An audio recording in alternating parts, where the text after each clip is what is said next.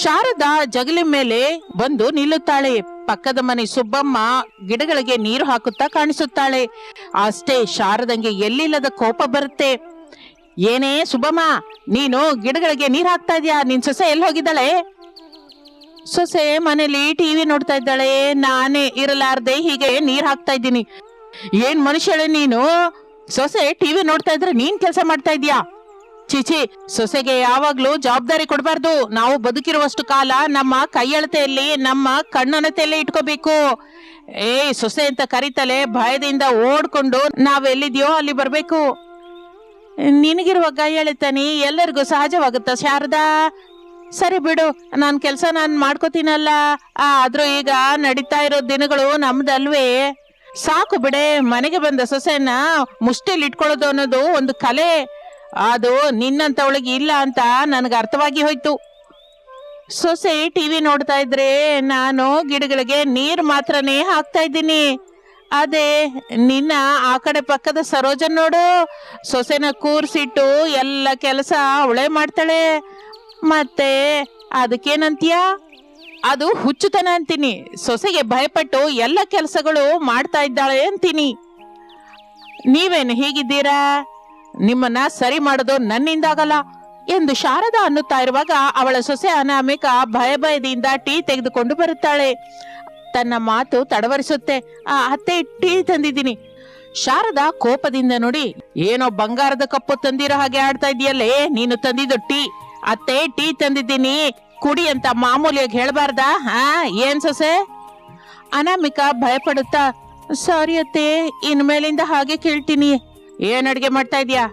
ನೀವೇನ್ ಮಾಡು ಅಂದ್ರೆ ಅದೇ ಮಾಡ್ತೀನಿ ಅತ್ತೆ ಎಂದು ಅನಾಮಿಕ ಹೇಳುತ್ತಲೇ ಶಾರದಾ ಸ್ವಲ್ಪ ವ್ಯಂಗ್ಯವಾಗಿ, ಅಂದ್ರೆ ಹುಲ್ಲಿನ ಅಡ್ಗೆ ಮಾಡೆ, ಹುಲ್ಲಿನ ಪಲ್ಯ, ಹುಲ್ಲಿನ ಸಾರು, ಹುಲ್ಲಿ ಪಚಡಿ, ಹುಲ್ಲಿನ ಚಪಾತಿ, ಹೀಗೆ ಎಲ್ಲದು ಹುಲ್ಲಿನಿಂದಲೇ ಮಾಡು, ಸರಿನಾ? ಅನಾಮಿಕ ಏನು ಮಾತನಾಡಲಿಲ್ಲ, ತಲೆ ತಗ್ಗಿಸುತ್ತಾಳೆ.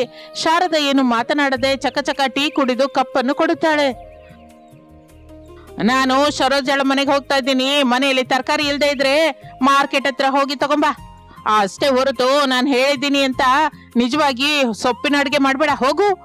ಅನಾಮಿಕ ಟೀ ಕಪ್ಪಿನಿಂದ ಅಲ್ಲಿಂದ ಹೊರಟು ಹೋಗುತ್ತಾಳೆ. ಶಾರದಾ ಸರೋಜಳ ಮನೆಗೆ ಬರುತ್ತಾಳೆ. ಏನೇ, ನಿನ್ ಕಾಲು ನಮ್ಮನೆವರೆಗೂ ಬಂತು? ಸೊಸೆನ ಕೂರ್ಸ್ಬಿಟ್ಟು ಕೆಲಸ ಮಾಡುವ ಅತ್ತೆ ಎಲ್ಲಿದ್ರು ನನ್ ಕಾಲು ಅಲ್ಲಿಗೆ ಹೋಗುತ್ತೆ ಕಣೆ. ನೀನೇನೆ ಜವಾಬ್ದಾರಿ ಎಲ್ಲ ಸೊಸೆ ಕೊಟ್ಟು ನೀನು ಕೆಲಸದವಳಾಗಿ ಬದಲಾಗಿದೆಯಂತೆ. ಸಾಕು ಬಿಡು ಶಾರದಾ, ಬಾಯಿದೆ ಅಂತ ಹೇಗೆ ಬಂದ್ರೆ ಹಾಗೆ ಮಾತಾಡ್ಬೇಡ ಎಂದು ಸರೋಜ ಅನ್ನುತ್ತಲೇ ಶಾರದಂಗೆ ಮತ್ತಷ್ಟು ಕೋಪ ಬರುತ್ತೆ. ನನ್ ಮಾತಿಗೆ ಎದುರು ಮಾತಾಡ್ತಾ ಇದೀಯ ಸರೋಜ? ಅಂದ್ರೆ ನಿನಗೆ ಹೋಗುವ ಕಾಲ ಬಂತು ಅನ್ನೋ ಮಾತು. ಒಂದು ಮಾತು ಮರಿಬೇಡ ಸರೋಜ. ಸೊಸೆಗೆ ಜವಾಬ್ದಾರಿ ಕೊಟ್ಟ ಮೇಲೆ ಯಾವ ಅತ್ತೆಯೂ ಚೆನ್ನಾಗಿರೋದು ಇದುವರೆಗೂ ಯಾರು ಎಲ್ಲೂ ಹೇಳಲಿಲ್ಲ. ಏಕೆ ಅಂದ್ರೆ ಅದು ಚರಿತ್ರೆಯಲ್ಲಿ ನಡಲಿಲ್ಲ, ಆದ್ರಿಂದ ಈಗಲೂ ನಡೆಯಲ್ಲ, ಇನ್ ಯಾವತ್ತಿಗೂ ನಡೆಯೋದಿಲ್ಲ. ಅಂದ್ರೆ ಈಗ ನನ್ನನ್ನೇನ್ ಮಾಡು ಅಂತೀಯ ಶಾರದಾ? ಸೊಸೆ ಕೈಯಲ್ಲಿ ಎಲ್ಲ ಕೆಲಸಗಳನ್ನು ಮಾಡಿಸು ಸರೋಜ. ಅದೆಲ್ಲ ಶಾರದಾ, ಇಬ್ಬರು ಜೊತೆಯಾಗಿ ಮಾಡಿದ್ರೆ ಕೆಲಸ ಬೇಗ ಆಗುತ್ತಲ್ಲ ಎಂದು. ಆಗ ಶಾರದಾ ವ್ಯಂಗ್ಯದಿಂದ, ಸೊಸೆನ ಕೂರಿಸ್ಬಿಟ್ಟು ನಾವು ಕೆಲಸ ಮಾಡಿದ್ರೆ ಈ ಸೊಸೆಯರು ತಲೆ ಎತ್ತಿ ಕುತ್ಕೋತಾರೆ. ನಾವೆಷ್ಟು ಬೇಡ್ಕೊಂಡ್ರು ಕೂಡ ಆ ಬೆಟ್ಟದ ಮೇಲಿಂದ ಕೆಳಗೆ ಇಳಿದು ಬರಲ್ಲ. ಸೊಸೆ ಅಂದ್ರೆ ಮಗಳೇ ಅಲ್ವಾ ಶಾರದಾ? ಭಯ ತೋರ್ಸಿದ್ರೆ ದೂರವಾಗ್ತಾಳೆ, ಪ್ರೇಮದಿಂದ ಮಾತಾಡ್ಸಿದ್ರೆ ಹತ್ತಿರವಾಗ್ತಾಳೆ. ಈಗ ನಿಂಗ ಅರ್ಥ ಆಗಲ್ವೇ? ಏಟು ತಗಲಿದ ನಂತರ ನೋವು ಅಂದ್ರೆ ಅವಾಗ ಅರ್ಥ ಆಗತ್ತೆ ಎಂದು ಸರೋಜಳ ಹತ್ತಿರ ಶಾರದಾ ಮಾತನಾಡುತ್ತಲೇ ಇರ್ತಾಳೆ. ಇನ್ನು ಮತ್ತೊಂದು ಕಡೆ ರಮೇಶ್ ರೆಡಿಯಾಗಿ ಹಾಲ್ಗೆ ಬರ್ತಾನೆ. ಅನಾಮಿಕ ಲಂಚ್ ಬಾಕ್ಸ್ ಹಿಡ್ಕೊಂಡು ಬರ್ತಾಳೆ. ಅನಾಮಿಕ, ಅಮ್ಮ ಎಲ್ಲಿಗೆ ಹೋಗಿದ್ದಾಳೆ? ಸರೋಜ ಅತ್ತೆ ಮನೆಗೆ ಹೋದ ಹಾಗಿದೆ, ಮಾತುಗಳು ಅಲ್ಲಿಂದನೇ ಕೇಳಿಸ್ತಾ ಇದೆ. ಅನು, ನೀನು ಸ್ವಲ್ಪ ದಿನ ನಿನ್ನ ತವರು ಮನೆಗೆ ಹೋಗ್ಬೋದಲ್ಲ? ಯಾಕೆ ರೀ, ನಾನು ಇಲ್ಲಿರೋದು ನಿಮ್ಗೇನಾದ್ರೂ ಕಷ್ಟ ಅನ್ಸುತ್ತಾ? ಇಲ್ಲ ಅಂದ್ರೆ ತಮ್ಮ ಮಾಜಿ ಪ್ರಿಯತಮೆ ನೆನಪಿಗೆ ಬರ್ತಾಳಾ? ಜೆ ಅಂತದ್ದೇನು ಇಲ್ಲ ಅನಾಮಿಕಾ. ನಿನಗೆ ನಮ್ಮ ಮದ್ವೆಗಿಂತ ಮೊದ್ಲೇ ಹೇಳಿದ್ದೆ ಅಲ್ಲ, ನನಗೆ ಎಂತ ಲವ್ ಸ್ಟೋರಿನೂ ಇಲ್ಲ ಅಂತ. ನನ್ನ ಲವ್ ನೀನೆ, ನನ್ನ ವೈಫು ನೀನೆ. ಮತ್ತೇನಕ್ಕೆ ನನ್ನ ತವ್ರ ಮನೆಗೆ ಹೋಗುವಂತ ಇದ್ದೀರಾ? ನಮ್ಮಮ್ಮನ ಗೈಯಳಿತನದಿಂದ ಸ್ವಲ್ಪ ದಿನವಾದ್ರೂ ಪ್ರಶಾಂತವಾಗಿರ್ತೀಯ ಅಂತ ನಿನ್ನ ತವ್ರ ಮನೆಗೆ ಹೋಗು ಅಂದೆ. ಇಲ್ಲಿ ನೋಡಿ, ನಾನು ಇದಕ್ಕೂ ಮೊದ್ಲೇ ಹೇಳಿದ್ದೀನಿ, ಈಗ್ಲೂ ಹೇಳ್ತಾ ಇದ್ದೀನಿ, ನಮ್ಮ ಅತ್ತೆನ ಗಯ್ಯಾಳಿ ಅಂದ್ರೆ ನನಗೆ ಕೋಪ ಬರುತ್ತೆ. ಆದ್ರೂ ನನಗಿಲ್ಲದ ದುಃಖ ನಿಮ್ಗೇನಕ್ಕೆ ಹೇಳಿ? ನನ್ನ ಸೆರಗು ಹಿಡಿದ ಗಂಡನ ಹಾಗೆ ಚೆನ್ನಾಗಿದ್ದು ನಾನು ಹೇಳಿದ್ದನ್ನ ಕೇಳಿ, ನಿಮ್ಮನ್ನ ಸಂತೋಷವಾಗಿ ನಾನ್ ನೋಡ್ಕೋತೀನಿ, ಹೋಗಿ. ನೀನೆಷ್ಟು ಒಳ್ಳೆಯವಳವನು, ಅಮ್ಮನ್ನ ಪೂರ್ತಿಯಾಗಿ ಅರ್ಥ ಮಾಡ್ಕೊಂಡಿದ್ಯಾ. ಇನ್ನು ನಾನು ಆಫೀಸ್ಗೆ ಹೋಗಿ ಬರ್ತೀನಿ ಎಂದು ಹೇಳಿ ರಮೇಶ್ ಮನೆಯಿಂದ ಹೊರಟು ಹೋಗುತ್ತಾನೆ. 1-2 ದಿನದ ನಂತರ ಅನಾಮಿಕಾ, ವನಜ ತರಕಾರಿಗಳಿಂದ ತುಂಬಿಕೊಂಡ ಚೀಲಗಳನ್ನು ಹಿಡಿದುಕೊಂಡು ಮನೆ ಕಡೆ ನಡೆಯುತ್ತಾ ಇರ್ತಾರೆ. ಅನು, ನೀನ್ ಎಲ್ಲಿದೆಯೋ ಗೊತ್ತಾ? ನಿನ್ ಪಕ್ಕದಲ್ಲೇ ಇದ್ದೀನಲ್ವೇ ಎಂದು ಅನಾಮಿಕಾ ಪಕ್ಕನೆ ನಗುತ್ತಾಳೆ. ವನಜ ಅನಾಮಿಕಳ ಕಡೆ ಕೋಪದಿಂದ ನೋಡುತ್ತಾಳೆ. ಯಾಕೆ ಅಷ್ಟೊಂದು ಕೋಪ? ನೀನು ಕೇಳಿದ ಪ್ರಶ್ನೆಗೆ ಅಲ್ವಾ ನಾನು ಉತ್ತರ ಹೇಳಿದ್ದು. ಏನೇನಾದ್ರೂ ನೀನು ಈ ಫ್ಯಾಷನ್ ಕಾಲದಲ್ಲಿ ಹುಟ್ಟಬೇಕಾದ ಹುಡುಗಿ ಮಾತ್ರ ಅಲ್ವೇ? ಅದೇನೇ ಇದ್ದಕ್ಕಿದ್ದ ಹಾಗೆ ಅಂತ ಮಾತಂದೆ. ಮತ್ತೆ ಇಲ್ದಿದ್ರೆ ಏನೇ? ನಿಮ್ಮತ್ತೆ ಗಯ್ಯಾಳಿತನ ಗೊತ್ತಿದ್ದು ಕೂಡ ನೀನಿನ್ನು ಒಟ್ಟಿಗೆ ಇರ್ತೀನಿ ಅಂತಿದ್ಯಾ? ನೀನೇನೋ ಅರ್ಥವಾಗುತ್ತೆ ಬಿಡು. ವನಜ, ನಮ್ಮ ಅತ್ತೆಯಲ್ಲಿ ಎಲ್ಲರಿಗೂ ತನ್ನ ಗಯ್ಯಾಳಿತನವೇ ಕಾಣಿಸುತ್ತೆ. ಆದರೆ ಆ ಗಯ್ಯಾಳಿತನದ ಹಿಂದಿರುವ ದುಃಖವೇನೋ ನನಗೆ ಮಾತ್ರವೇ ಗೊತ್ತು. ಆದ್ರೂ ಈ ಕಾಲದ ಹುಡುಗಿಯರು ಹೀಗೆ ಮದುವೆ ಮಾಡಿಕೊಂಡು ಹಾಗೆ ಬೇರೆ ಸಂಸಾರ ಇಡ್ತೀವೋ ಇಲ್ಲೋ ಅಂತ ನೋಡ್ತಾರೆ ಹೊರತು ಅತ್ತೆ ಜೊತೆ ಸೇರಿ ಇದ್ರೆ ಕುಟುಂಬದ ಬೆಲೆ ಹೆಚ್ಚಾಗುತ್ತೆ ಅಂತ ಸ್ವಲ್ಪ ಆದ್ರೂ ಆಲೋಚಿಸ್ತಾರಾ? ನಿನಗೊಂದು ನಮಸ್ಕಾರ. ನಿಮ್ಮತ್ತೆ ಗಯ್ಯಾಳಿತನದ ಬಗ್ಗೆ ಊರೆಲ್ಲ ಕೂಗ್ತಾ ಇದೆ. ನಿನ್ನನ್ನೆಲ್ರು ಪಾಪ ಅಂತ ನೋಡ್ತಾ ಇದ್ದಾರೆ. ನೆನ್ನೆ ಕೂಗಿದ ಕೋಳಿ ನಾಳೆ ಸಾರಾಗತ್ತೆ. ಈಗ ಕರುಣೆ ತೋರಿಸ್ತಾ ಇರೋರು ನಾನೇನು ಅರ್ಥವಾಗುವ ದಿನ ಪ್ರೇಮನ ತೋರಿಸ್ತಾರೆ ಬಿಡು ಎಂದು ಇಬ್ಬರು ಮಾತನಾಡಿಕೊಳ್ಳುತ್ತಾ ಅನಾಮಿಕಳ ಮನೆಗೆ ಬರುತ್ತಾರೆ. ಇರೇ, ಕುಡಿಯೋದಕ್ಕೆ ನೀರ್ ತರ್ತೀನಿ. ನಿಮ್ಮತ್ತೆ ಇಲ್ವಾ? ಮಲಗಿರೋ ಹಾಗಿದ, ಕೂತ್ಕೋ, ನೀರ್ ತರ್ತೀನಿ. ವನಜ ಕೂತ್ಕೋತಾಳೆ. ಅನಾಮಿಕಾ ನೀರು ಕೊಡುತ್ತಾಳೆ. ಶಾರದಾ ತನ್ನ ರೂಮಿನಲ್ಲಿ ಮಲಗಿರುತ್ತಾಳೆ. ಅನು, ನಾನ್ ಹೇಳಿದ್ದ ಬೇರೆ ಸಂಸಾರದ ಬಗ್ಗೆ ಆಲೋಚಿಸೆ ಎಂದು ವನಜ ಅನ್ನುತ್ತಲೇ ಶಾರದಾ ಬೆಚ್ಚಿ ಬಿದ್ದು ಎದ್ದು ಕೂತ್ಕೋತಾಳೆ. ನಿಧಾನವಾಗಿ ಮಾತಾಡಿ, ನಮ್ಮತ್ತೆ ಮಲಗಿದ್ದಾರೆ. ನಿಮ್ಮತ್ತೆ ಗಯ್ಯಾಳಿ ಅಂದ್ರೆ ಗಯ್ಯಾಳಿ. ದಿನವೂ ಬೈಯೋದು, ಕೆಲಸ ಮಾಡಿಸೋದು, ನಿನ್ನನ್ನ ಕೀಳಾಗಿ ನೋಡೋದು, ಇದನ್ನೆಲ್ಲ ಹೇಗೆ ತಡ್ಕೋತಾ ಇದೆಯಾನೋ? ನನ್ಗೆ ತಡ್ಕೊಳ್ಳೋದು ಬರಲ್ಲ ವನಜ, ಅರ್ಥ ಮಾಡ್ಕೊಳ್ಳೋದೇ ಗೊತ್ತು. ಅರ್ಥ ಮಾಡ್ಕೊಳ್ಳೋದ? ಬೈದಾಗ ಕೂಡ ಏಕೆಂದರೆ ನಮ್ಮತ್ತೆ ಬೈಯುವ ಮಾತಿನಲ್ಲಿ ಕೋಪ ಬರುತ್ತೆ, ಆದರೆ ಒಳಗಡೆ ಭಯ ಕೂಡ ಇರುತ್ತೆ. ಭಯನಾ? ಯಾರ್ ಭಯ? ನೀ ಒಂಟಿಯಾಗಿ ಇದ್ದು ಬಿಡ್ತೀನಿ ಅನ್ನುವ ಭಯ. ವನಜ ಸ್ವಲ್ಪ ಆಶ್ಚರ್ಯದಿಂದ ನೋಡುತ್ತಾಳೆ. ಶಾರದಾ ಅವರ ಮಾತನ್ನು ಕೇಳಿಸ್ಕೊತಾ ಇರ್ತಾಳೆ. ವನಜ, ನಮ್ಮ ಮಾವಯ್ಯ ಮನೆಯಿಂದ ಹೊರಟು ಹೋದ ಮೇಲೆ ಆಕೆ ಪೂರ್ತಿಯಾಗಿ ಒಂಟಿಯಾಗಿ ಬಿಟ್ಟಿದ್ದಾಳೆ. ಮಗ ಕೆಲಸದ ಮೇಲೆ ಹೊರಗಡೆ ತಿರುಗ್ತಾ ಇರ್ತಾನೆ. ಮನೆಯಲ್ಲಿ ಅವಳನ್ನು ಯಾರು ಅರ್ಥ ಮಾಡ್ಕೊಳ್ತಾ ಇಲ್ಲ ಅನ್ನುವ ಭಾವದಿಂದಲೇ ಈ ಕೋಪ ಹುಟ್ಟಿದ್ದು. ವನಜ ಏನು ಮಾತನಾಡಲಿಲ್ಲ. ಒಂದು ಕಾಲದಲ್ಲಿ ನಮ್ಮತ್ತೆ ಎಷ್ಟು ಒಳ್ಳೆಯವರು ನಿನಗೆ ಗೊತ್ತಿಲ್ಲ ವನಜ. ನಮ್ಮತ್ತೆ ಕೆಟ್ಟವರಲ್ಲ. ಆಕೆದು ಗಾಯಪಟ್ಟ ಮನಸ್ಸು. ಆಕೆ ಒಳ್ಳೆತನವೇ ತನ್ನ ಗಂಡನನ್ನ ದೂರ ಮಾಡಿದೆ ಎಂದು ತನ್ನ ಮಗ ಪ್ರೇಮದ ಮದುವೆವರೆಗೂ ಹೋಗಿದ್ದಾನೆ ಎಂದು ತಿಳಿದುಕೊಂಡು ಇಲ್ಲಿ ನೋಡು ಹೀಗೆ ಗಯ್ಯಾಳಿಯಾಗಿ ಬದಲಾಗಿದ್ದಾಳೆ. ಶಾರದಾ ಒಂದೇ ಸಲಕ್ಕೆ ಕಣ್ಣೀರಿನಿಂದ ಅಳುತ್ತಾಳೆ. ಒಳ್ಳೆಯವಳಾಗಿದ್ದರೆ ನಾನು ಎಲ್ಲಿ ಅವಳಿಂದ ದೂರವಾಗಿ ಹೋಗ್ತೀನೋ ಅಂತ ಭಯ ಹಿಡಿದಿದೆ. ಅದಕ್ಕೆ ನನ್ನ ಮೇಲೆ, ಅವರ ಮೇಲೆ, ಊರಿನವರ ಮೇಲೆ ಕೋಪದಿಂದ ಅರಚ್ತಾ ಇರ್ತಾಳೆ. ಅದು ಅವರನ್ನು ದೂರ ಮಾಡಿಕೊಳ್ಳುವುದು ಅಂತಲ್ಲ. ಹಾಗಾದ್ರೂ ಸರಿ, ಅವರು ತನ್ನನ್ನು ಬೈಕೋತಾರೆ ಅಂತ, ಆ ವಿಧದಿಂದಲಾದರೂ ತನ್ನನ್ನು ನೆನಪಿಸ್ಕೋತಾರೆ ಅಂತ.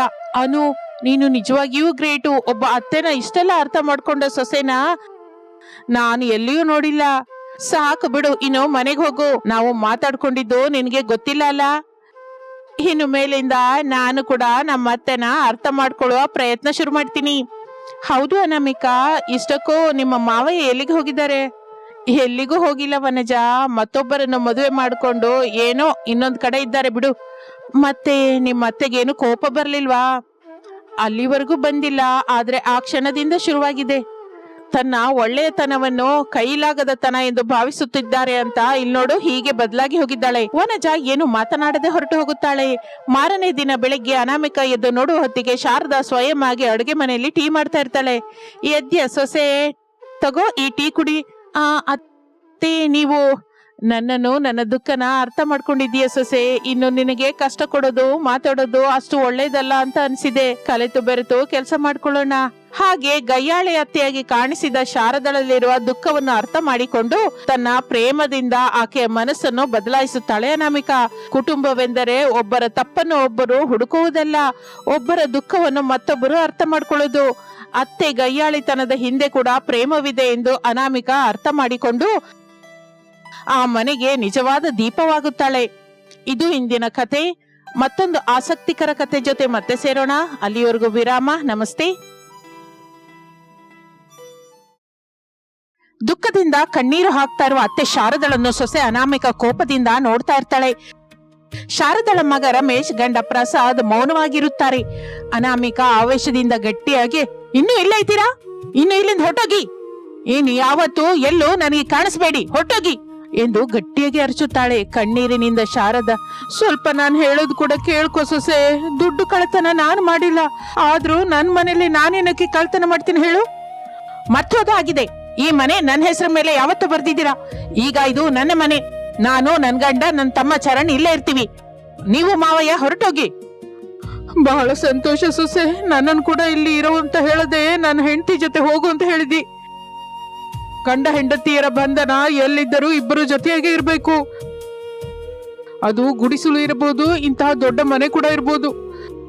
ಬಾ ಶಾರದ, ನಿನಗೆ ನಾನಿದ್ದೀನಿ, ನನಗೆ ನೀನಿದ್ದೀಯ. ನಮ್ಮಿಬ್ಬರಿಗೆ ಆ ದೇವರೇ ಇದ್ದಾನೆ. ನೀವು ನಿಲ್ರಿ, ನಾನು ಒಂದ್ಸಲ ಸೊಸೆ ಹತ್ರ ಮಾತಾಡ್ತೀನಿ. ನನ್ನನ್ನ ಸೊಸೆ ಅಂತ ಕರಿಬೇಡಿ. ಅನಾಮಿಕಳ ಅತ್ತೆ ಅಂತ ಹೇಳ್ಕೊಳಕ್ಕೆ ನಿಮ್ಗೆ ದೊಡ್ಡದಾಗಿರ್ಬೋದು ಹೊರತು ಕಳ್ಳ ಅತ್ತೆ ಶಾರದಳ ಸೊಸೆ ಅಂತ ಹೇಳ್ಕೊಂಡ್ರೆ ನನಗ್ ಬಹಳ ಕಷ್ಟ ಅನ್ಸುತ್ತೆ. ಮತ್ತೊಂದು ಸಲ ಈ ಮನೆಯಿಂದ ಹೊರಟೋಗಿ ಅಂತ ಗಟ್ಟಿಯಾಗಿ ಹೇಳೋ ಮೊದ್ಲು ನೀವು ಹೊರಟ್ರೆ ಚೆನ್ನಾಗಿರುತ್ತೆ. ಅದಲ್ಲಪ್ಪ ಮಗನೇ, ನಿನ್ ಹೆಂಡತಿ ಹೇಳಿದ ಮಾತು ಕೇಳಿದ್ಯಾ? ಸಂತೋಷ. ಹೆಂಡತಿ ಮಾತು ಗಂಡ ಕೇಳ್ಬೇಕು, ಆದ್ರೆ ಮಗು ಒಂದ್ಸಲ ಅದ್ರ ತಾಯಿ ಮಾತು ಕೇಳ್ಬೇಕಲ್ಲ. ಅನಾಮಿಕ ಹೇಳಿದಳಲ್ಲ, ಅಪ್ಪ ಈ ಕ್ಷಣವೇ ಮನೆಯಿಂದ ಹೊರಟೋಗಿ. ದುಡ್ಡು ಬೇಕು ಅಂದ್ರೆ ನಾನ್ ಕೊಡ್ತಾ ಇದ್ದೆ ಅಲ್ಲಮ್ಮ, ಕಳ್ಳತನ ಮಾಡ್ಬೇಕಾದ ಅಗತ್ಯ ಏನ್ ಬಂತು ಹೇಳು ಎಂದು ರಮೇಶ್ ಕೂಡ ಅನ್ನುತ್ತಲೇ ತಮ್ಮ ಹೊಟ್ಟೆಯಲ್ಲಿ ಹುಟ್ಟಿದ ಮಗ ಕೂಡ ತಮ್ಮ ಮಾತನ್ನು ನಂಬಲಿಲ್ಲ ಎಂದು ಶಾರದಾ ಪ್ರಸಾದರಿಗೆ ಬಹಳ ದುಃಖವೆನಿಸುತ್ತದೆ. ಮಗು ರಮೇಶು, ಯಾಕಪ್ಪ? ಅಮ್ಮ ಕಳ್ಳತನ ಮಾಡಿದ್ದಾಳೆ, ಹೊರಟೋಗಿ. ಶಾರದಾ ಪ್ರಸಾದರು ಕಣ್ಣೀರಿನಿಂದ ಮನೆಯಿಂದ ಹೊರಟು ಹೋಗುತ್ತಾರೆ. ಅವನು, ನಾನು ಆಫೀಸ್ಗೆ ಹೋಗ್ತಾ ಇದ್ದೀನಿ ಎಂದು ಹೇಳಿ ರಮೇಶ್ ಕಾರಿನಲ್ಲಿ ಹೊರಟು ಹೋಗುತ್ತಾನೆ. ಶಾರದಾ ಪ್ರಸಾದರು ಒಂದು ಚಿಕ್ಕ ಮನೆಯಲ್ಲಿ ಸಂಸಾರವಿರುತ್ತಾರೆ. ಕೈಲಾದ ಕೆಲಸ ಮಾಡಿಕೊಂಡು ಬದುಕ್ತಾ ಇರ್ತಾರೆ. ಹಾಗೆ ಕೆಲವು ದಿನ ಕಳೆಯುತ್ತದೆ. ಏನು ಶಾರದಾ ನೀನ್ ಹೇಳೋದು? ನಾವು ಬೇಡ ಅಂತ ಮನೆಯಿಂದ ತಳ್ಳಿದ ಸೊಸೆ ಮನೆಯಲ್ಲಿ ನೀನು ಕೆಲಸದೊಳಗೆ ಸೇರ್ತೀಯಾ? ಸೇರ್ತೀನಿ ಅಂತ ಅಲ್ವನೇ ನಾ ಹೇಳಿದ್ದು. ನನಗ್ ಮಾತ್ರ ಸ್ವಲ್ಪ ಇಷ್ಟವಿಲ್ಲ ಶಾರದಾ. ಮೊದಲ ಸಲ ನಿಮಗೆ ಇಷ್ಟವಿಲ್ಲದ ಕೆಲಸ ಮಾಡ್ತಾ ಇದ್ದೀನಿ, ನನ್ನ ಕ್ಷಮಿಸ್ಬಿಡಿ. ಅದಲ್ಲ ಶಾರದಾ, ನೀನ್ ನೋಡಿದ್ರೆ ನಮ್ ಸೊಸೆ ಅನಾಮಿಕ ಹಸಿದ ಹೆಬ್ಬುಲಿ ಹಾಗೆ ಮೈ ಮೇಲೆ ಹಾರ್ತಾಳೆ. ಅತ್ತೆ ಅಂತ ನಿನಗೆ ಗೌರವನೇ ಕೊಡಲ್ಲ. ಹೀನವಾಗಿ ನೋಡಿದ್ದಾಳೆ, ದಾರುಣವಾದ ಮಾತಂದ್ಲು. ಕಡೆಗೆ ನೀನು ಕಳ್ಳ ಅಂತ ಮುದ್ರೆ ಹಾಕಿ ಹೊರಗಡೆ ಕಳ್ಸಿದ್ದಾಳೆ. ಇಲ್ಲಿ ನೋಡಿ, ನೀವು ಹೇಳ್ಬೇಕು ಅನ್ನುವ ಮಾತು ಅರ್ಥವಾಗುತ್ತೆ. ಅತ್ತೆಯಾಗಿ ಗೌರವಿಸದ ಸೊಸೆ ಕೆಲಸದವಳಾಗಿ ಹೋದ್ರೆ ಏನ್ ಬೆಲೆ ಕೊಡ್ತಾಳೆ ಅಂತ ನಿಮ್ಮ ದುಃಖವನ್ನ ನಾನು ಕೂಡ ಅರ್ಥ ಮಾಡ್ಕೋತಾ ಇದ್ದೀನಿ. ಆದ್ರೆ ತಪ್ಪೋದಿಲ್ಲ. ನಾನು ಸೊಸೆ ಮನೆಯಲ್ಲೇ ಕೆಲಸದವಳಾಗಿ ಜಾಯಿನ್ ಆಗೋಣ ಅಂತ ಯಾವಾಗಲೂ ನಿರ್ಣಯಿಸಿದ್ದೀನಿ ರೀ. ಸೊಸೆ ಬೇಕು ಅಂತಲೇ ನಿನ್ನ ಹತ್ರ ಎಲ್ಲ ಕೆಲಸ ಮಾಡಿಸ್ತಾಳೆ. ಬೆಳಿಗ್ಗೆ 5 ಗಂಟೆಗೆ ಬಾ ಅಂತ ಕೋಪದಿಂದ ಹೇಳ್ತಾಳೆ, ರಾತ್ರಿಗೆ ಲೇಟ್ ಆಗಿ ಹೋಗು ಅಂತ ವಾರ್ನಿಂಗ್ ಕೊಡ್ತಾಳೆ. ಸೊಸೆ ಏನ್ ಮಾಡಿದ್ರು ನಾನು ಸಹಿಸಲಿಕ್ಕೆ ಸಿದ್ಧವಾಗಿ ಇದ್ದೀನಿ. ನಾನು ಮನೆಗೆ ಕೆಲಸದವಳಾಗಿ ಹೋಗ್ತೀನಿ ಅಂತ ಹೇಳ್ತಾ ಇದ್ದೀನಿ. ಈಗಂತೂ ನಿಮ್ಗೇನು ಅರ್ಥವಾಗಲ್ಲ. ಅರ್ಥವಾದ ದಿನ ಶಾರದಾ ಅಂದ್ರೆ ಅಷ್ಟು ಮಾತ್ರ ಇರುತ್ತೆ ಅಂತ ನೀವೇ ನನ್ನನ್ನ ಮೆಚ್ಕೋತೀರಿ. ಮಗನ ಒಳ್ಳೇದಕ್ಕಾಗಿ ಹೋಗ್ತಾ ಇದ್ದೀನಿ ಅಂತ ಹೇಳಿದ್ದು ನನ್ಗೆ ಅರ್ಥವಾಗ್ತಾ ಇದೆ ಶಾರದಾ. ಆದ್ರೆ ದಯವಿಟ್ಟು ನನ್ನ ದಾರಿಗೆ ಅಡ್ಡಕ್ಕೆ ಬರ್ಬೇಡ್ರಿ. ಸೊಸೆ ಮನೆಯಲ್ಲಿ ಕೆಲಸದವಳಾಗಿ ಹೆಸರು ತಗೋಬೇಕು ಅಂತ ನೀನು ಅಷ್ಟೆಲ್ಲ ಆಸೆ ಪಡ್ತಾ ಇದ್ರೆ ನಾನೇನಕ್ಕೆ ಅಡ್ಡ ಮಾಡ್ತೀನಿ ಶಾರದಾ, ಹೋಗು. ಆದ್ರೆ ಜಾಗೃತಿಯಾಗಿರು. ಸೊಸೆ ಏನ್ ಹೇಳಿದ್ರು, ಯಾವ ಕೆಲಸ ಹೇಳಿದ್ರು ಗಾಬರಿಯಾಗದೆ ನಿಧಾನವಾಗಿ ಆಲೋಚಿಸಿ ಮಾಡು. ಅಮ್ಮಯ್ಯ, ಏನೋ ಒಂದು ರೀತಿಯಿಂದ ಒಪ್ಕೊಂಡ್ರಿ. ಇನ್ನು ನಾನು ಹೋಗ್ತಾ ಇದ್ದೀನ್ರಿ. ಹೋಗ್ತಾ ಇದ್ದೀನಿ ಅಲ್ಲ, ಹೋಗ್ ಬರ್ತೀನಿ ಅನ್ಬೇಕು ಶಾರದಾ. ಇಲ್ಲಿ ನಿನ್ಗಾಗಿ ನೋಡ್ತಾ ಇರುವ ಒಂದು ಮುದಿ ಪ್ರಾಣ ಇದೆ ಅನ್ನೋದನ್ನ ಮರ್ತ್ ಹೋಗ್ಬೇಡ, ಸರಿನಾ? ಎಂತ ಮಾತು ಅಂದ್ರಿ? ನಿಮ್ಮನ್ನ ನಾನು ಮರ್ತ್ ಹೋಗ್ತೀನಾ? ನೀವು ನನ್ನ ಎದೆಯಲ್ಲೇ ಇರ್ತೀರಾ, ತಾಳಿ ಬೊಟ್ಟು ರೂಪದಲ್ಲೇನ ಅಲ್ವಾ? ಇನ್ನು ಶಾರದಾ ಹೊರಡುತ್ತಾಳೆ. ಅದು ಅನಾಮಿಕಳ ಮನೆ. ಗಂಡ ರಮೇಶ್, ಅನಾಮಿಕಳ ತಮ್ಮ ಚರಣ್ ಡೈನಿಂಗ್ ಟೇಬಲ್ ಹತ್ರ ಕೂತ್ಕೊಂಡು ಟಿಫಿನ್ ಮಾಡ್ತಾ ಇರ್ತಾರೆ. ಏನಂದ್ರೆ, ಕೆಲ್ಸದವಳು ನೋಡು ಅಂತ ಹೇಳಿದ್ದೆ ಅಲ್ಲ, ನೋಡಿದ್ರಾ? ನಾನು ಮಾಡುವುದು ಮ್ಯಾನೇಜರ್ ಜಾಬ್ ಅನಾಮಿಕ. ಕೆಲಸದವರಿಗಾಗಿ ತಿರುಗಿ ನೋಡೋಷ್ಟು ಟೈಮು ನನಗಿರೋದಿಲ್ಲ. ಆದ್ರೂ ಬೇವರ್ಸಿಯಾಗಿ ತಿನ್ಕೊಂಡಿದ್ದಾನಲ್ಲ ನಿನ್ ತಮ್ಮ, ಅವನ್ನೇ ಇಟ್ಕೋ. ಹೇಗೋ ಹೊರಗಡೆ ಕೆಲಸ ಮಾಡೋದಕ್ ಬರಲ್ಲ, ಮನೆ ಕೆಲಸ ಹೋದ್ರೆ ಕಲ್ಸು, ಮಾಡ್ಕೋತಾನೆ ಎಂದು ಹೇಳುತ್ತಲೇ ಚರಣ್ ಕೋಪದಿಂದ ನೋಡುತ್ತಾನೆ. ಅಕ್ಕ, ಹೀಗಾದ್ರೆ ನಾನ್ ಟಿಫಿನ್ ಮಾಡಲ್ಲ, ಹೊರಗಡೆ ಹೊರಟೋಗ್ತೀನಿ. ಏನು ಅಂದ್ರೆ ನೀವು ತಮ್ಮ, ಅವ್ರ ಮಾತನ್ನ ಹಚ್ಕೋಬೇಡ, ನೀನ್ ತಿನ್ನು. ನನಗೆ ಟಿಫಿನ್ ಬೇಡ, ಈ ಮನೇನು ಬೇಡ. ನಾನು ಈ ಕ್ಷಣವೇ ಮನೆಯಿಂದ ಹೊರಟೋಗ್ತೀನಿ ಎಂದು ಚರಣ್ ಟಿಫಿನ್ ಮಾಡದೆ ಹೊರಟು ಹೋಗುತ್ತಾನೆ. ಅನಾಮಿಕಾ ಕೋಪದಿಂದ, ಯಾವಾಗ ನೋಡಿದ್ರು ಅವನೇನೋ ಒಂದು ಅಂತಾನೆ ಇರ್ತೀರಾ ಎಂದು ಅನ್ನುತ್ತಾ ಇರುವಾಗ ಶಾರದಾ ನಿಧಾನವಾಗಿ ಮನೆಯೊಳಗೆ ಬರುತ್ತಾಳೆ. ರಮೇಶ್ ನೋಡಿ ಸಂತೋಷ ಪಡುತ್ತಾನೆ. ಅನಾಮಿಕಾ ಮುಖ ಮಾತ್ರ ಬಾಡಿ ಹೋಗುತ್ತೆ. ಮತ್ತೆ ಯಾವ ಮುಖ ಇಟ್ಕೊಂಡು ಬಂದಿದ್ದೀರಾ? ಕೋಪ ಮಾಡ್ಕೋಬೇಡಿ ಅಮ್ಮನವ್ರೆ ಎಂದು ಶಾರದಾ ಅನ್ನುತ್ತಲೇ ಅನಾಮಿಕಾ ಆಶ್ಚರ್ಯದಿಂದ ನೋಡುತ್ತಾಳೆ. ಅನಾಮಿಕಾ, ನಾನು ಈಗ ಅತ್ತೆಯಾಗಿ ಬಂದಿಲ್ಲ. ನಿಮ್ಮ ಮನೆಯಲ್ಲಿ ಕೆಲಸದವರು ಬೇಕು ಅಂತ ಗೊತ್ತಾಯ್ತು. ಆ ಕೆಲಸವೇನೋ ನನ್ಗೆ ಕೊಡ್ತೀರಾ ಅಂತ ಬಂದೆ. ಎಲ್ಲ ಕೆಲಸನೂ ಚೆನ್ನಾಗಿ ಮಾಡ್ತೀನಿ, ನನ್ನನ್ನು ನಂಬಿ ಅಮ್ಮನವ್ರೆ ಎಂದು ಹೇಳುತ್ತಾಳೆ. ಆ ಮಾತು ಕೇಳಿ ರಮೇಶ್ ಏನೋ ಮಾತನಾಡದೆ ಹೊರಟು ಹೋಗುತ್ತಾನೆ. ಅನಾಮಿಕಾ ಮಾತ್ರ ತನ್ನಲ್ಲಿ ತಾನು, ಓಹೋ, ಮಗನ ನೋಡದೆ ಇರಲಾರ್ದ ಅತ್ತೆಯವರು ಕೆಲಸದವರಾಗಿ ಬಂದಿದ್ದಾಳೆ. ಸರಿ, ಅವಕಾಶ ಕೊಡೋಣ. ಹಾಗಾದ್ರೆ ನಾನು ಏನು ಅಂತ ತೋರಿಸ್ತೀನಿ ಅಂದುಕೊಂಡು ಮೇಲಕ್ಕೆ ಶಾರದಳ ಹತ್ರ ಈಗಂತಾಳೆ, ಕೆಲಸದವ್ರು ಮಾಡಬೇಕಾದ ಕೆಲಸವೆಲ್ಲ ನಿಂಗೆ ಗೊತ್ತಲ್ಲ? ಗೊತ್ತು ಮೇಡಮ್, ಈ ಹೊತ್ತಿನಿಂದಲೇ ಕೆಲಸಕ್ಕೆ ಸೇರಿ ಹೋಗ್ತೀನಿ. ಸರಿ, ಹಾಗಾದ್ರೆ ಹೋಗಿ ನಂಗೆ ಜ್ಯೂಸ್ ತಗೊಂಡ್ ಬನ್ನಿ. ಈಗ್ಲೇ ತಗೊಂಡ್ಬರ್ತೀನಿ ಅಮ್ಮನವ್ರೆ ಎಂದು ಶಾರದಾ ಹೊರಟು ಹೋಗುತ್ತಾಳೆ. ಅನಾಮಿಕಾ ಸೋಫಾದಲ್ಲಿ ಕೂತ್ಕೋತಾಳೆ. ಸ್ವಲ್ಪ ಸಮಯದ ನಂತರ ಶಾರದಾ ಹಾಗಲಕಾಯಿ ಜ್ಯೂಸ್ ತಂದು ಕೊಡ್ತಾಳೆ. ಅನಾಮಿಕಾ ಅದನ್ನು ಕುಡಿದು ಇಷ್ಟದಿಂದ ಮುಖವಿಡ್ತಾಳೆ. ಕೋಪದಿಂದ, ಏನ್ ಜ್ಯೂಸ್ ತಂದಿದ್ದೀರಾ? ಹಾಗಲಕಾಯಿ ಜ್ಯೂಸ್ ಮೇಡಮ್. ಇದು ತಗೊಂಬ ಅಂತ ನಾ ಹೇಳಿದ್ನ? ನೀವೇ ಅಲ್ವಾ ಮೇಡಮ್ ಜ್ಯೂಸ್ ತಗೊಂಬ ಅಂತ ಹೇಳಿದ್ರಿ. ಫ್ರಿಜ್ ಅಲ್ಲಿ ನೋಡಿದ್ರೆ ಇದೇ ಇತ್ತು. ಇದು ಜ್ಯೂಸ್ ಕುಡ್ದಿರಾ ಏನು ಅಂತ ತಂದೆ. ಏನು ಮೇಡಮ್, ಚೆನ್ನಾಗಿಲ್ವಾ?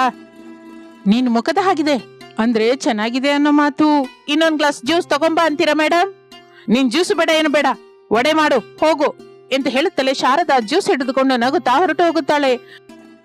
ಅನಾಮಿಕಾ ಟಿವಿ ನೋಡ್ತಾ ಇರ್ತಾಳೆ. 1 ಗಂಟೆಯ ನಂತರ ಶಾರದಾ ಒಂದು ಟ್ರೇಯಲ್ಲಿ ಚಿಕ್ಕ ಚಿಕ್ಕ ಕಾಗದದ ದೋಣಿಯನ್ನು ಮಾಡಿ ತರುತ್ತಾಳೆ. ಅನಾಮಿಕಾ ಅದನ್ನು ನೋಡಿ ಆಶ್ಚರ್ಯ ಹೋಗುತ್ತಾಳೆ. ಯಾಕೆ ಮೇಡಮ್ ಅಷ್ಟೊಂದು ಆಶ್ಚರ್ಯ ಹೋಗ್ತಾ ಇದ್ದೀರಾ?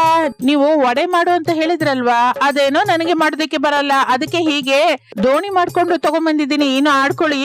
ಅಯ್ಯೋ ಆಂಟಿ, ನಾನ್ ಹೇಳಿದ್ದು ತಿನ್ನುವ ವಡೆ ಮಾಡು ಅಂತ ಹೇಳಿದ್ದು, ಈ ಕಾಗದದ ವಡೆಗಳಲ್ಲ. ಹೋಗಿ ತಿನ್ನುವ ವಡೆ ಮಾಡ್ಕೊಂಬನ್ನಿ, ಹೋಗಿ. ಹಾಗೆ ಅಮ್ಮನವ್ರೆ, ಇಷ್ಟಕ್ಕೂ ವಡೆ ಹೇಗಿರ್ಬೇಕು ಹೇಳಿಲ್ಲ? ಅದೇ ಮೇಡಮ್ ಅವ್ರೆ, ಮೆತ್ತಗೆ ಮಾಡ್ಬೇಕಾ, ಗಟ್ಟಿಯಾಗಿ ಮಾಡ್ಬೇಕಾ, ಗುಂಡಗೆ ಮಾಡ್ಬೇಕಾ, ಇಲ್ಲ ಅಂದ್ರೆ ಮಾಮೂಲಾಗಿ ಮಾಡೋ ಅಂತೀರಾ? ನೀವು ಹೇಗೆ ಮಾಡ್ಬೇಕು ಅಂತ ಹೇಳಿದ್ರೆ ನಾನು ಹಾಗೆ ಮಾಡಿ ತರ್ತೀನಿ ಎಂದು ಹೇಳುತ್ತಲೇ ಅನಾಮಿಕಂಗೆ ಕೋಪ ಬರುತ್ತೆ. ಹೇಗಂದ್ರೆ ಏನ್ ಹೇಳ್ಬೇಕು ಆಂಟಿ? ಏನೋ ಒಂದ್ ರೀತಿಯಿಂದ ಮಾಡು, ಹೋಗು. ಶಾರದಾ ನಗುತ್ತಾ ಹೊರಟು ಹೋಗುತ್ತಾಳೆ. 2 ದಿನದ ನಂತರ, ಆಂಟಿ ಇಸ್ತ್ರಿ ಮಾಡಿ ಎಂದು ಹೇಳಿ ಹೊರಟು ಹೋಗುತ್ತಾಳೆ. ಶಾರದಾ ಗೋಡೆಯನ್ನು ಇಸ್ತ್ರಿ ಮಾಡ್ತಾ ಇರ್ತಾಳೆ. ಕಾರಿನ ಕೀಗಾಗಿ ಅನಾಮಿಕಾ ಆ ಕಡೆ ಬರ್ತಾಳೆ. ಶಾರದಾ ಮಾಡ್ತಾ ಇರೋದನ್ನ ನೋಡಿ ಕೋಪ ಬರುತ್ತೆ. ಆಂಟಿ ಏನ್ ಮಾಡ್ತಾ ಇದ್ದೀರಾ? ಗೋಡೆ ಅಂತ ಇದ್ದೀನಿ ಮೇಡಮ್. ಗೋಡೆನ ಇಸ್ತ್ರಿ ಮಾಡುವುದಂದ್ರೆ ಏನು?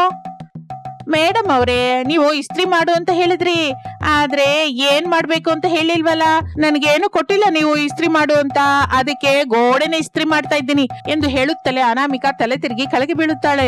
ಮತ್ತೊಂದು ದಿನ ರಮೇಶ್ ಅನಾಮಿಕಾ ಕಲಿತು ಮಾತನಾಡುತ್ತಾ ಇರುವಾಗ ಶಾರದಾ ಪ್ರಸಾದರು ಬರುತ್ತಾರೆ. ಚೆನ್ನಾಗಿದೆಯಪ್ಪ? ಅಯ್ಯ ರಮೇಶ್ ಸರು, ಅಮ್ಮ ಅನಾಮಿಕಾ ಮೇಡಮ್, ಈ ಮನೆ ಯಜಮಾನಿಯಾದ ನನ್ನ ಹೆಂಡತಿ ಶಾರದಳನ್ನು ನಾನು ದೇವತೆ ಹಾಗೆ ನೋಡಿದ್ರೆ ನೀವು ಕಳ್ಳನನ್ನ ಮಾಡಿದ್ದೀರಾ. ಅದು ತಪ್ಪು ಅಂತ ಹೇಳೋದಿಕ್ಕೆ ಈಗ ನಾನು ನನ್ನ ಹೆಂಡತಿನ ಕರ್ಕೊಂಡು ಬಂದಿದ್ದೀನಿ. ಇಲ್ಲಿ ನೋಡಿ, ಈ ಮನೆಯ ಕಳ್ಳ, ದುಡ್ಡಿನ ಕಳ್ಳ ಯಾರು ಅಂತ ಗೊತ್ತಾಗುತ್ತೆ ಎಂದು ಸೆಲ್ ಫೋನ್ ಕೊಡುತ್ತಾನೆ. ರಮೇಶ್ ಅನಾಮಿಕಾ ಅದರಲ್ಲಿರುವ ವಿಡಿಯೋನು ನೋಡುತ್ತಾರೆ. ಅನಾಮಿಕಳ ತಮ್ಮ ಬೀರುವಿನಿಂದ ದುಡ್ಡನ್ನು ಕಳ್ಳತನ ಮಾಡುವುದು ಕಾಣಿಸುತ್ತದೆ.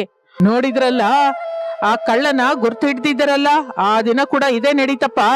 ಆದ್ರೆ ನಿನ್ ಹೆಂಡತಿ ನನ್ನ ಹೆಂಡತಿ ಮಾತನ್ನ ಕೇಳಿಲ್ಲ, ತನ್ನ ತಮ್ಮನ ಮಾತಿ ಕೇಳಿದ್ಲು. ನಿಜ ಯಾವಾಗಲಾದ್ರೂ ಹೊರಗೆ ಬರುತ್ತೆ ಅನ್ನುವ ನಂಬಿಕೆಯಿಂದಲೇ ನನ್ನ ಹೆಂಡತಿ ಇಲ್ಲಿ ಕೆಲಸದವಳಾಗಿ ಸೇರಿದ್ದಾಳೆ. ಚರಣ್ ಕಳ್ಳತನ ಮಾಡ್ತಾ ಇರುವಾಗ ಸೆಲ್ ಫೋನ್ ಅಲ್ಲಿ ರಿಕಾರ್ಡ್ ಮಾಡಿದ್ದಾಳೆ. ನಿನ್ನ ಕಣ್ಣು ತೆರೆಸಿದ್ದಾಳೆ. ಇನ್ನು ಬಾ ಶಾರದಾ, ಹೋಗೋಣ ಎಂದು ಶಾರದಾಳನ್ನು ಕರೆದುಕೊಂಡು ಪ್ರಸಾದ್ ಹೋಗುತ್ತಾ ಇರುವಾಗ, ಅಪ್ಪ ಅಮ್ಮ ನೀವೆಲ್ಲಿಗೂ ಹೋಗ್ಬೇಡಿ.